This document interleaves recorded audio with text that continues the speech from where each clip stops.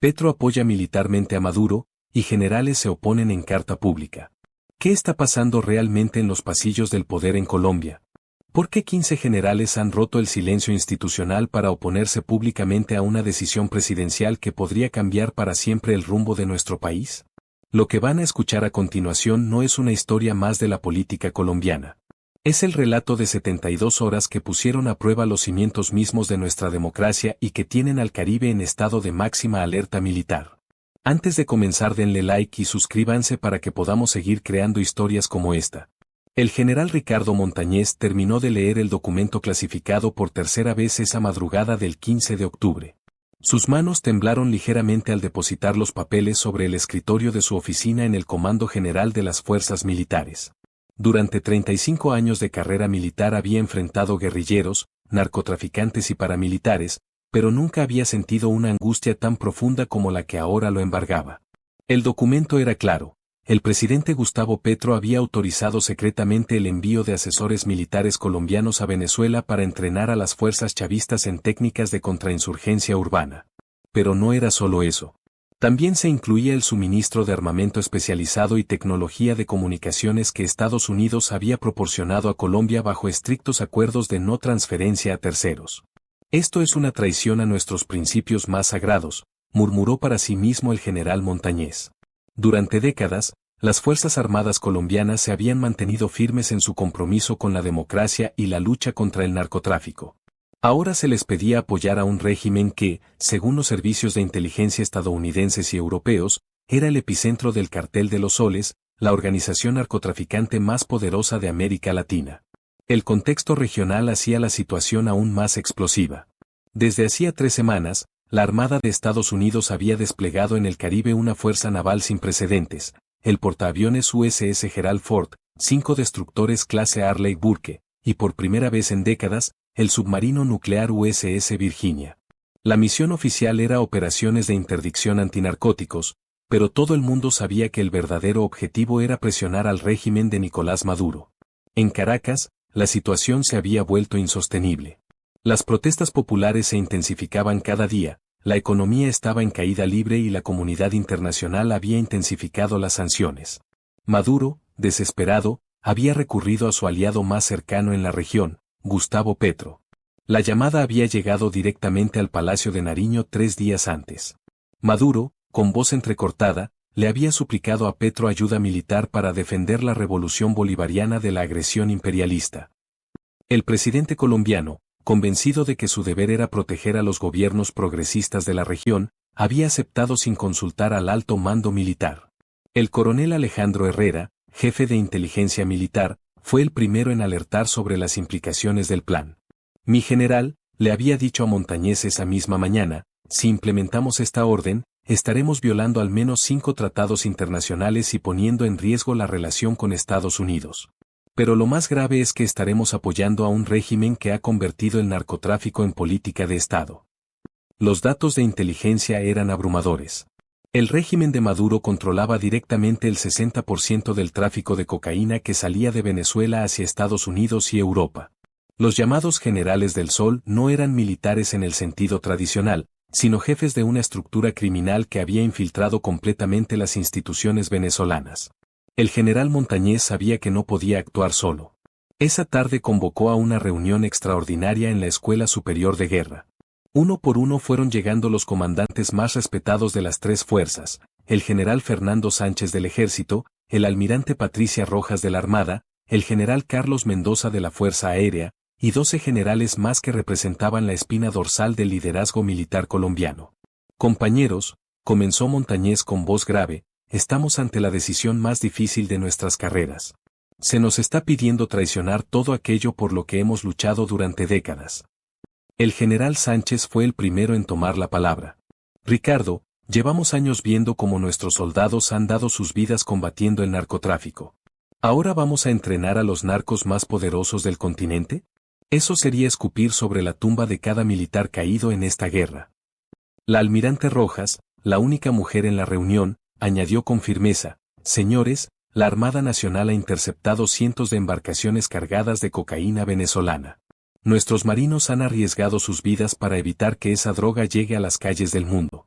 No podemos convertirnos en cómplices de lo que hemos combatido. Durante 4 horas debatieron las opciones. Algunos sugerían presentar una protesta formal pero privada. Otros proponían la renuncia colectiva. Pero fue el general Mendoza quien planteó la alternativa que finalmente adoptaron. Hay momentos en la historia en que los militares no pueden guardar silencio. Este es uno de esos momentos. Debemos hablar públicamente, no como políticos, sino como soldados comprometidos con la Constitución y la patria. La redacción de la carta tomó toda la noche. Cada palabra fue cuidadosamente elegida, cada frase revisada múltiples veces.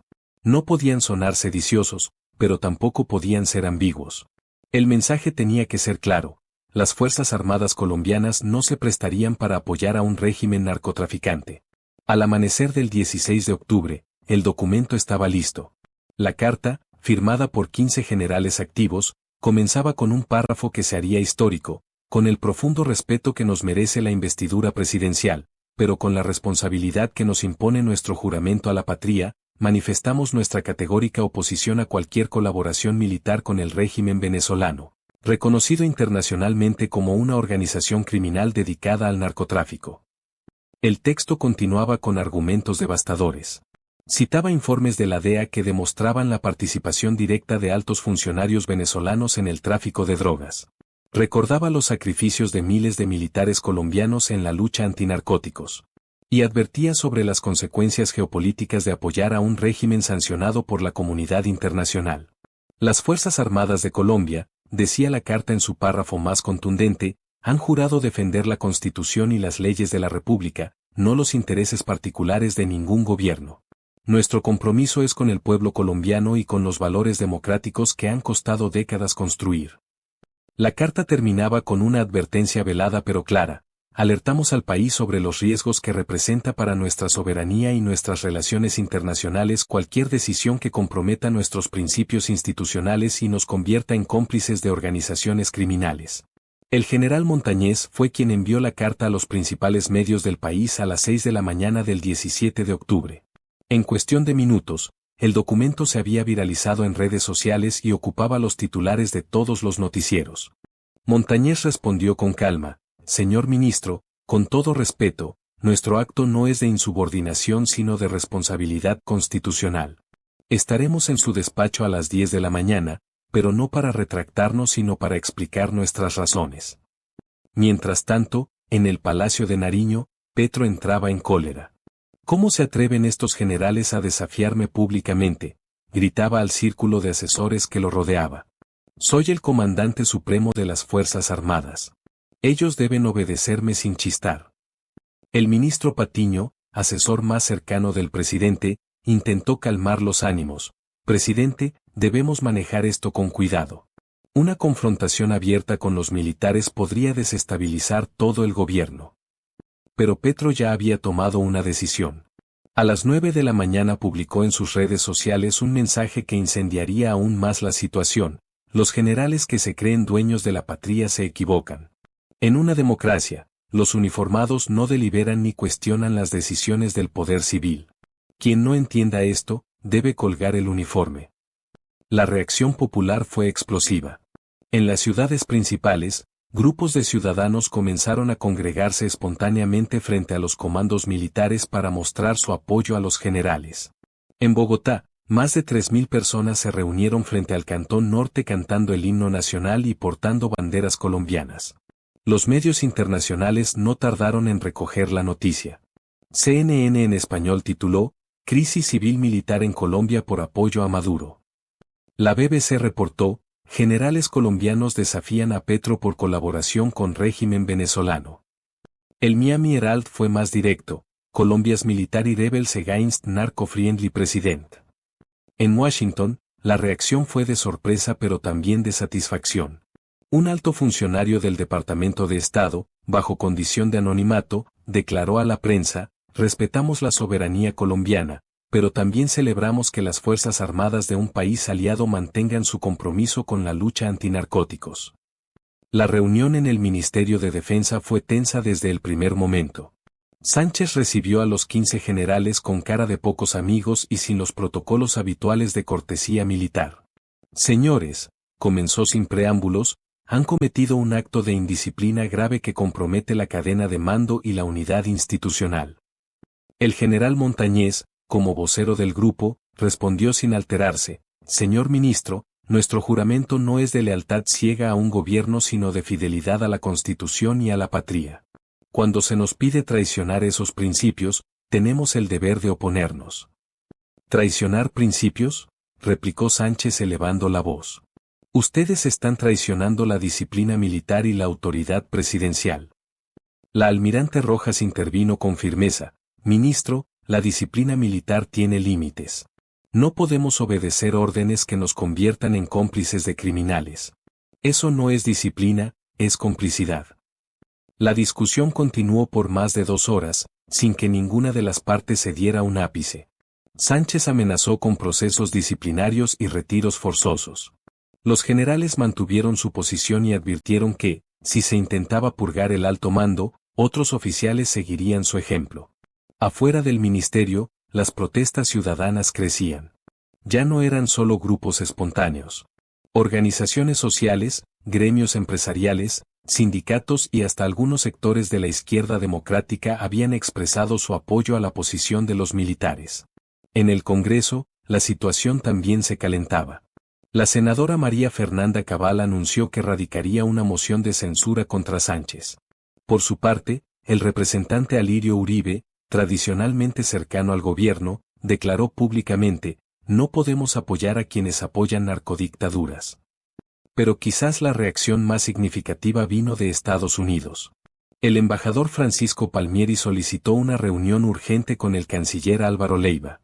Según filtraciones posteriores, el mensaje fue directo: cualquier colaboración militar colombiana con Venezuela tendría consecuencias inmediatas en los programas de cooperación, incluida la suspensión de la ayuda militar valorada en $400 millones anuales. El ultimátum estadounidense llegó a Petro como un balde de agua fría. Su gobierno dependía enormemente de la cooperación internacional, y enfrentar simultáneamente a Estados Unidos y a sus propios militares era un escenario insostenible. La presión internacional se intensificó cuando, esa misma tarde, la flota naval estadounidense en el Caribe realizó maniobras a solo 50 millas náuticas de la costa venezolana. El mensaje era claro: Estados Unidos no permitiría que su principal aliado en la región se convirtiera en cómplice del régimen de Maduro. En Caracas, la situación se deterioraba hora tras hora. Las protestas populares habían llegado a los barrios caraqueños que tradicionalmente apoyaban al chavismo. Por primera vez en años, se escuchaban consignas contra Maduro en el corazón de sus feudos electorales. El dictador venezolano, desesperado, realizó una cadena nacional donde culpaba a los generales golpistas colombianos de sabotear la solidaridad bolivariana. Petro es un hermano de lucha, declaró con voz quebrada, pero sus generales están infiltrados por la CIA. De vuelta en Colombia, la crisis tomó un giro inesperado cuando el general en retiro Óscar Naranjo, héroe de la lucha antinarcóticos y respetado por todo el espectro político, publicó una carta de apoyo a los generales activos.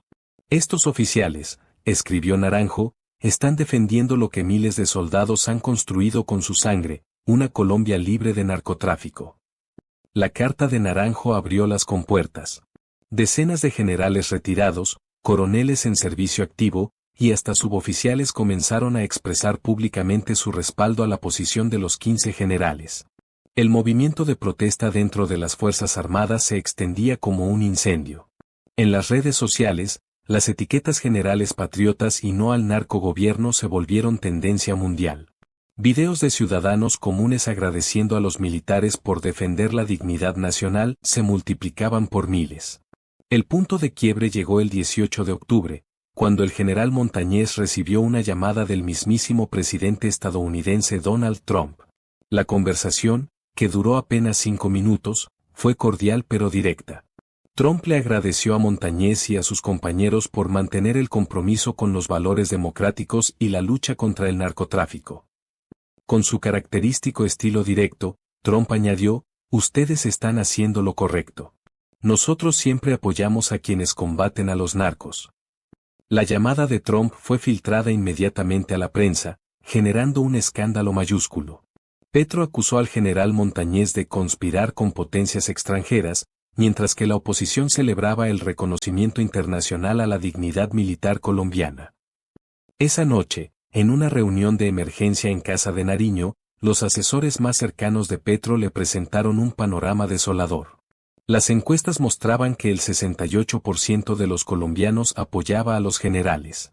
El peso colombiano se había devaluado un 8% en 2 días. Los mercados internacionales mostraban signos de pánico ante la posibilidad de una crisis institucional. Presidente, le dijo su jefe de gabinete, debemos encontrar una salida. No podemos seguir enfrentados con los militares, Estados Unidos y la opinión pública al mismo tiempo. Petro, por primera vez desde que inició la crisis, guardó silencio por varios minutos. Sus asesores podían ver la lucha interna en su rostro. Su ideología lo empujaba a mantener el apoyo a Maduro, pero su instinto político le advertía sobre los riesgos de persistir en esa línea. La presión llegó a su punto máximo cuando, al día siguiente, el Procurador General anunció que abriría una investigación disciplinaria contra el presidente por comprometer los intereses nacionales al intentar colaborar militarmente con un régimen criminal. La Corte Constitucional, por su parte, aceptó estudiar una demanda que cuestionaba la constitucionalidad de cualquier cooperación militar con Venezuela. El desenlace llegó de manera abrupta. El 20 de octubre, a las 6 de la tarde, Petro convocó a una cadena nacional.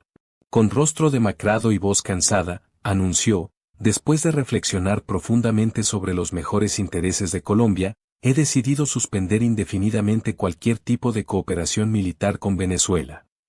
La declaración presidencial continuaba, las Fuerzas Armadas colombianas han demostrado una vez más su compromiso inquebrantable con la Constitución y la patria. Como comandante supremo, reconozco y respeto sus preocupaciones expresadas de manera institucional. Pero Petro no pudo evitar mostrar su amargura. Sin embargo, lamento que sectores internos y externos hayan politizado una decisión que buscaba la estabilidad regional. La reacción fue inmediata. En las principales ciudades del país, miles de ciudadanos salieron a las calles a celebrar. Frente al Comando General de las Fuerzas Militares, una multitud cantaba el himno nacional y aplaudía cada vez que aparecía un oficial. En Washington, la Casa Blanca emitió un comunicado breve pero significativo. Estados Unidos celebra la decisión del gobierno colombiano de mantener su compromiso histórico con la lucha antinarcóticos y los valores democráticos. En Caracas, la reacción fue de rabia y desesperación. Maduro, en una cadena nacional, acusó a Petro de traicionar la causa bolivariana por presión del imperio. Pero todos sabían que, sin el apoyo militar colombiano, las opciones del dictador venezolano se reducían drásticamente. Los generales, por su parte, fueron prudentes en su respuesta. El general Montañez declaró simplemente, las Fuerzas Armadas celebran que se haya preservado la dignidad institucional y el compromiso con la lucha contra el narcotráfico. Sin embargo, las consecuencias políticas para Petro fueron devastadoras. Su aprobación presidencial cayó al 28%, el nivel más bajo desde su posesión. Varios congresistas de su propia coalición comenzaron a tomar distancia, y rumores de una posible revocatoria del mandato empezaron a circular en los medios. La crisis también tuvo efectos internacionales duraderos. La relación entre Colombia y Venezuela se congeló completamente. Maduro cerró la frontera y expulsó al embajador colombiano. Por el contrario, las relaciones con Estados Unidos se fortalecieron significativamente, con nuevos acuerdos de cooperación militar y económica. Para las Fuerzas Armadas, el episodio representó una victoria histórica.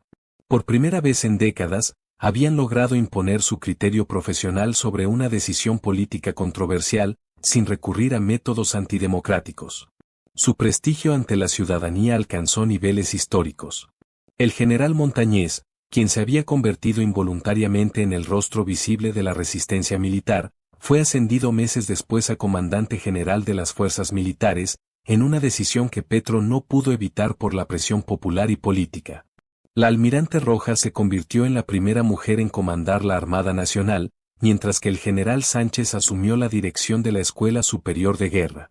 Los 15 generales firmantes fueron reconocidos por el Congreso como héroes de la democracia. El episodio también marcó un antes y un después en la política colombiana. La ciudadanía había visto cómo las instituciones militares podían defender principios democráticos sin quebrar el orden constitucional. La confianza en las Fuerzas Armadas alcanzó el 82%, mientras que la confianza en el gobierno siguió en caída libre. Meses después, cuando periodistas internacionales le preguntaron al general Montañés sobre las lecciones del episodio, respondió con sencillez: aprendimos que la lealtad a la patria está por encima de la lealtad a cualquier gobierno. Las Fuerzas Armadas no son de derecha ni de izquierda, son de Colombia. La historia de estos 15 generales que se atrevieron a decir no al presidente se convirtió en materia de estudio en academias militares de toda América Latina. Demostró que era posible mantener el principio de subordinación civil sin renunciar a la conciencia institucional. Para Maduro, el episodio marcó el comienzo del fin. Sin el apoyo militar colombiano, su régimen se debilitó progresivamente.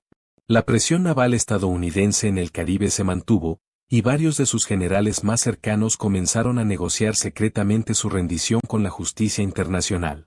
El Cartel de los Soles, privado del corredor colombiano para sus operaciones, vio reducida su capacidad operativa en un 40%.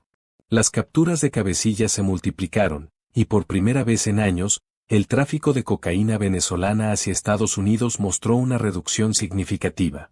Colombia, por su parte, se consolidó como el aliado estratégico de Estados Unidos en la lucha antinarcóticos. Los programas de cooperación se ampliaron, y la ayuda militar alcanzó niveles récord. La economía colombiana se benefició enormemente de esta nueva confianza internacional. La relación entre Petro y los militares nunca se normalizó completamente, pero se estableció un modus vivendi basado en el respeto mutuo y la claridad de límites.